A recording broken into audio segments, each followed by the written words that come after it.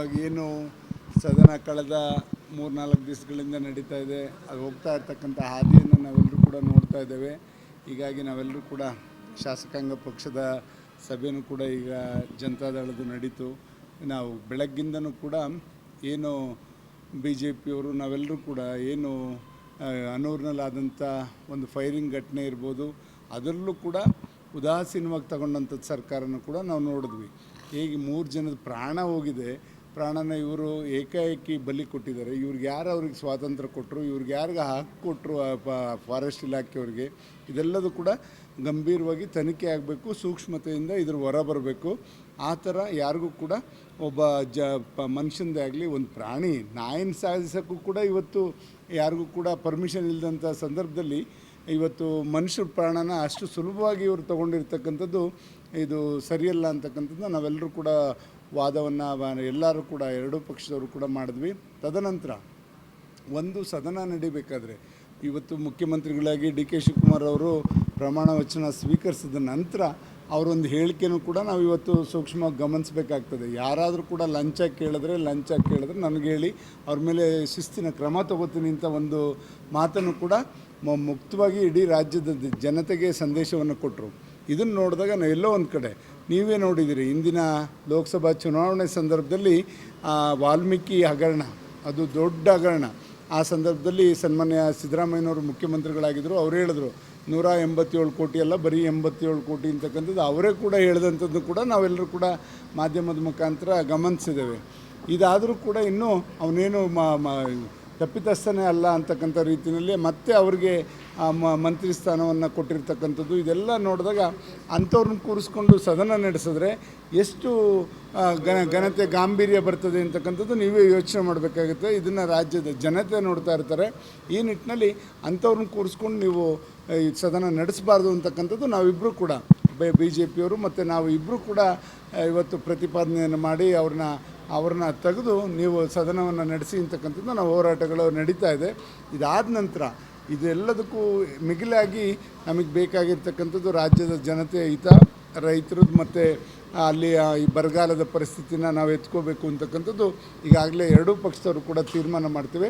ಇದಾದ ನಂತರ ಬರಗಾಲದ ಒಂದು ಚರ್ಚೆನೂ ಕೂಡ ತಂದು ಗಂಭೀರವಾಗಿ ಇವತ್ತು ಸುಮಾರು 173 ತಾಲೂಕುಗಳು ಈಗಾಗಲೇ ಬರಗಾಲ ಇರ್ಬೋದು ಅಂತಕ್ಕಂಥದ್ದು ಒಂದು ತೀರ್ಮಾನ ಇವತ್ತು ಸಮೀಕ್ಷೆನೂ ಕೂಡ ಆಗಿದೆ. ಅದರಲ್ಲಿ ಏನು ಕೇಂದ್ರ ಸರ್ಕಾರದ ಒಂದು ನಿಯಮದಂತೆ 102 ತಾಲೂಕುಗಳು ಬರಗಾಲ ಅಂತ ಘೋಷಣೆ ಮಾಡಬೇಕು ಅಂತಕ್ಕಂಥದ್ದು ಕೂಡ ಈಗಾಗಲೇ ಸರ್ಕಾರ ಯೋಚನೆ ಮಾಡ್ತಾಯಿದೆ. ಅದನ್ನು ಶೀಘ್ರವಾಗಿ ಘೋಷಣೆ ಮಾಡಬೇಕು ಅಂತಕ್ಕಂಥದ್ದು ಕೂಡ ನಮ್ಮ ಚರ್ಚೆಯಲ್ಲಿ ಒಂದು ಮುಖ್ಯವಾದ ಅಂಶ ಆಗಿತ್ತು.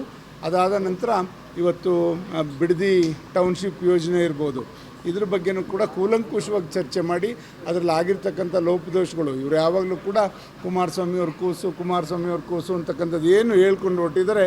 ಇವರು ಸದನ ಸಮಿತಿಯ ಒಂದು ಸತ್ಯಶೋಧನಾ ಸಮಿತಿಯನ್ನು ಮಾಡಿ ಅದರಲ್ಲಿ ಏನೇನು ವರದಿ ಕೊಟ್ಟಿದ್ರು ಇದೆಲ್ಲ ಕೂಲಂಕುಷವಾಗಿ ನಾವು ಚರ್ಚೆ ಮಾಡಿದ್ದೇವೆ. ಇದನ್ನು ಬೆಳಕಿಗೆ ತಂದು ಯಾರು ಇದರಲ್ಲಿ ಭಾಗಿಗಳಾಗಿದ್ದಾರೆ, ಯಾವ ಉದ್ದೇಶಕ್ಕೋಸ್ಕರ ಇದನ್ನು ಮಾಡ್ತಾಯಿದ್ದಾರೆ ಅಂತಕ್ಕಂಥದ್ದನ್ನ ಸದನದ ಮುಂದೆ ಇಡಲಿಕ್ಕೆ ನಾವೆಲ್ಲರೂ ಕೂಡ ತಯಾರಿಯನ್ನು ಮಾಡ್ಕೊಂಡಿದ್ವಿ. ಇದಾದ ನಂತರ ನೈಸ್ ಒಂದು ಕಂಪ್ನಿಯವರು ಯಾವ ರೀತಿ ರೈತರಿಗೆ ವಂಚನೆಯನ್ನು ಮಾಡಿದ್ದಾರೆ, ಎಷ್ಟು ಭೂಮಿಯನ್ನು ಅವರು ತಗೊಂಡಿದ್ದಾರೆ, ಇದೆಲ್ಲದೂ ಕೂಡ ಕೂಲಂಕುಷವಾಗಿ ಚರ್ಚೆ ಮಾಡಿ ಈ ಥರ ಸಾರ್ವಜನಿಕರ ಆಸ್ತಿನ ಯಾವತ್ತೂ ನಾವು ಲೋಪ ಆಗಲಿಕ್ಕೆ ಬಿಡಬಾರ್ದು, ಯಾರ್ದೋ ಒಬ್ಬರು ಸ್ವತ್ತಾಗಬಾರ್ದು, ಯಾರ್ದೋ ಇದು ಕಪಿಮುಷ್ಟಿಗೆ ಸಿಗಾಕೋಬಾರ್ದು ಅಂತಕ್ಕಂಥ ನಿಟ್ಟಿನಲ್ಲಿ ಇವೆಲ್ಲವನ್ನೂ ಕೂಡ ಬೆಳಕಿಗೆ ತಂದು ಇವತ್ತು ಇದ್ರ ಜೊತೆಯಲ್ಲಿ ಎಷ್ಟೋ ಲಕ್ಷ ಮರಗಳನ್ನೂ ಕೂಡ ಹಾಕಕ್ಕೆ ಹೊರಟರು ಈ ಸರ್ಕಾರ.